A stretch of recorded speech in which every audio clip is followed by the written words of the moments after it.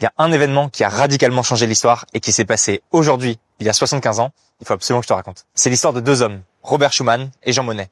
On est en 1950 et ça fait un an que l'Allemagne s'est dotée d'une constitution qui rassemble les trois zones occupées par les États-Unis, le Royaume-Uni et la France à la suite de la défaite de l'Allemagne à la Seconde Guerre mondiale. Or, l'Allemagne est en plein boom économique et les États-Unis et le Royaume-Uni veulent lui conférer davantage d'autonomie pour qu'elle se reconstitue en tant qu'État. Sauf que ça fait très peur à la France. Et c'est normal, on est à peine 5 ans après la fin de la Seconde Guerre mondiale et avant ça, il y a eu la première qui en a fait aussi des millions de morts. Le gouvernement français n'a pas du tout envie de voir renaître une Allemagne forte qui serait une rivale et encore moins avec une armée puissante juste à ses frontières.